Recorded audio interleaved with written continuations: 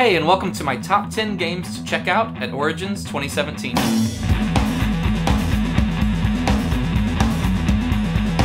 Hey, I'm Chris. So this is a list of games that will either be demoed or for sale at Origins 2017. One or two of them might have come on sale already, but right before Origins, so I included them on the list anyway. Stuff that's been out for a little while, I didn't include. Also, there's no expansions on this list. If you want to find out more about any of these games, because I'm just going to barely be touching on them just so I can get through all of them really quickly, there is a link in the description below that links to a geek list with all of these games plus 13 others, 23 games in total that I was interested in checking out at Origins, so that might be a great place if you're kind of looking at what you want to demo and stuff like that. Subscribe to this channel if you haven't already. I do weekly board game news videos, so every Wednesday I do a video about what's going on in the board game world, so definitely subscribe if you're into that. And if you'll be at Origins, definitely stop me and say hi if you see me. I would love to meet all of you. I've got a little bit of information about kind of the coming weeks on the channel. I'll save that until after I finish the list, so let's get right into it. My number 10 game to check out at Origins is This War of Mine, the board game. This is a board game based off the video game that came out a couple years ago called This War of Mine, where you're just sort of like survivors. It's not like a first-person shooter or anything like that. You're survivors trying to make it in a war-torn country. It's really sad. I don't know why I laughed there. My main interest in this board game is that they say that you don't have to learn the game. Basically, you just set up the game and then it teaches you as you play, so you don't have to read a rule book and teach everybody. I'm very skeptical whether or not that actually works, but I'm very interested to see how they're trying to pull that off, because that's a really cool idea, because a big hurdle in getting people into board games is you have to sit down and learn something and then teach a bunch of people. So if they can get past that, that would be really cool. Number 9 is Unearthed. I'll be honest, the artwork is what really drew me towards this game at first. It's very reminiscent of games like Monument Valley, the popular mobile game. But when I read up on it, it's a dice placement game, and dice placement is my jam. It's probably my favorite kind of subset of mechanics. So I'm really excited about that. The game obviously looks beautiful. It's produced by the company that made Boss Monster and kind of all the spin-offs of that, but I think that's the only game they've done. I'm not sure, but not a company that I'm super familiar with, because they're kind of based around one game. So it's interesting to see them branch out and kind of try some new art styles, stuff like that. It says that it's going to have 3 6-sided dice, 1 4-sided dice, and 1 8-sided dice per player. So I'm really interested to see how they do dice placement with more than just D6s. So yeah, I'm really interested in checking this one out. Number 8 is Rhino Hero Super Battle. So this is kind of the next iteration of the popular Haba game, Rhino Hero. Haba makes... mostly they're known for kind of their games for very young children, a lot of dexterity games for 3, 4, 5-year-olds, but they're really good games, so I really like playing them, and I really like Rhino Hero, so I'm excited about this one. It's going to include, now you're going to be able to battle on the skyscraper that you build between 4 different superheroes, not just Rhino Hero, but you're going to have Giraffe Boy, Big E, and Batgwin? I don't know how to say that, I don't know. It's going to have hanging spider monkeys, so it just seems like kind of more stuff to go in Rhino Hero, which is a game I really like, so I'm definitely excited about more stuff in it. Number 7 is Word Slam. This was a game that at BGG Spring a couple weeks ago, a lot of people were enjoying and recommending to me, but I don't like word games, so I avoided it, because I can't spell, is why I hate word games. But it turns out there's no spelling involved, so great. Basically, it sounds a lot like the game Concept, if you've played that, but with words, where you've got cards that are all sorts of different words, and you're trying to get your team to guess what word you're trying to get them to guess. Like if it's banana, you could be yellow, food, blah, blah, blah. But both teams are simultaneously going, so you can kind of cheat off the other team. So people at BGG seem to really like it. It's one of those con games that people were playing way late into the night.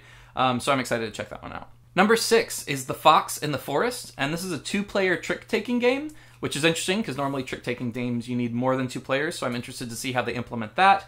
It's got obviously incredibly gorgeous artwork, and it's coming out from Foxtrot and Renegade Games. Those companies have one of the best track records over maybe the past 2 years for just putting out really well-designed, really good games with great components and all that stuff. So I'm pretty interested in basically anything either of those companies are putting out. So that's why this one's on the list. Number 5 is Codenames Duet. This is the 2-player version of the insanely popular game Codenames that came out a couple years ago.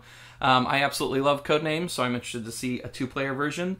I got to see it be played at BGG Spring. I didn't get a chance to play it. It's interesting. If you've played Codenames, you have the key card that kind of shows you where the words that you're trying to get the opponent to guess are, and not your opponent, your partner to guess, and where the assassins and whatever are. In this game, you kind of set up the grid of 25 cards, and you both have a card, and each one of you is looking at one side of it. So some of the words you're both trying to get each other to guess, some of the words are only for you, some of them are only for them, and they're different assassins. So it just seems like a really smart and simple way to kind of like condense Codenames down to be played with 2 players. So cool. Number 4 is Attack on Titan: The Last Stand. I've been talking about this game for over a year. It's been in my news segments multiple times. I've been excited about it for a while.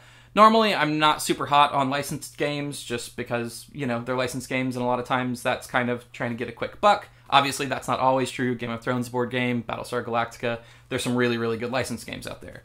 The thing that makes me most interested in this is it's designed by Antoine Bauza and Ludwig Malblanc, both incredibly, incredibly accomplished designers. So I'm really interested to see what they're going to do with kind of the Attack on Titan universe. I know that there's like a standee of a Titan that you have to like maneuver your way up, and there's a castle, so there's like kind of 3D movement in the game. I liked Attack on Titan, the anime, so yeah, I'm pretty excited about this. Number 3 is Century Spice Road. I'm glad this game's finally getting published. I played a prototype of this like over a year ago. It's by Emerson Matsuki, and I really like his designs, and this has been a game that a lot of people have been hot on and excited about, but it kind of got caught up in the Asmodee acquisitions and different companies moving around. So this is actually the first game to come out of Plan B, a new company that emerged out of kind of Fantasy Flight and Asmodee and Plaid Hat all kind of shuffling around like they did. So definitely interested in this one.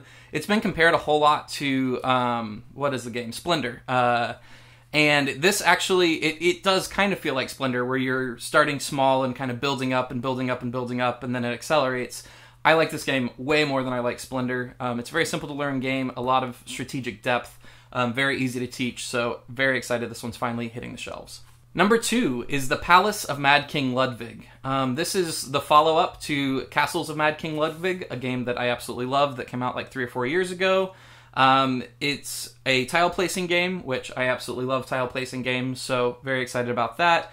You're collectively all placing tiles on the same board, so it's more like Carcassonne, where you're collectively building a board, but then you score, you want to have been like contributed the most tiles to certain areas in order to score points. So it sounds pretty interesting. It is getting rid of the auction mechanic that was in Castles of Mad King Ludwig. That was probably my favorite part of that game. So I am interested to see if they kind of keep any of the same feel of that game, or if it's just kind of a spiritual successor that's not actually kind of taking a lot of the things from it. So I'm not 100% if I'm going to like it as much as Castles of Mad King Ludwig, but I definitely want to check it out. And my number 1 game is Baron Park, or Baron Park. I don't know how to speak German. Baron Park. Bear Park. It's Bear Park in German. My main interest comes from the fact it's Phil Walker Harding. He's one of my favorite designers. He designed Sushi Go. He designed Cacao. He is a great designer that does light Euro games, which are one of my favorite types of games. It uses polyominoes, the kind of Tetris-shaped pieces. So it's a tile-laying game with polyominoes, which have gotten popular over the past couple of years, thanks probably mainly to Uwe Rosenberg's Patchwork, another game I love. I love polyominoes. I love Phil Walker Harding. In the game, you're trying to build the best bear park and score points in various ways. It sounds like, no question, a game that I'm going to love, so it's going to be a day one buy for me, no question. Definitely my most anticipated game. It got a lot of praise coming out of UK Games Expo last weekend, so yeah, very, very, very excited about this one. Alright, that's the list. Hopefully it was helpful to you. Hopefully you learned about something that you're interested in. Reminder, all the games are in way more detail on Board Game Geek. I have a link to a geek list in the description below where you can see all of them and 13 more in one easy place to scroll through. I am moving. My wife and I finally bought our first house, so the news is going to be pretty wonky for the next couple weeks. I'm going to be at Origins next Wednesday, so I won't have any news segment then. We're literally moving the day before I have a 7 a.m. flight to Origins, so that's going to be crazy. We're closing on the house then. So I'm not sure when the next thing will come out. I definitely want to do an Origins recap video where I talk about the games I saw and what I liked and what was interesting and things like that. Hopefully that'll come out the following Wednesday after Origins, and then hopefully I'll have some sort of my studio set up in my new house by then. But yeah, so this month's going to be weird and sporadic, but I'll try to do some cool videos like the Origins video and stuff for you moving forward. Yeah. So definitely follow me on social media. That's a really good way to keep up with what I'm doing. I'm at Chris Bryan Games on Twitter and Instagram. And check out my Patreon page. That's how I can do this. There's a link in the description below. And much appreciated to all my Patreon backers. I hope to see all of you guys at Origins. And make sure you say hi. And yeah, thanks for tuning in.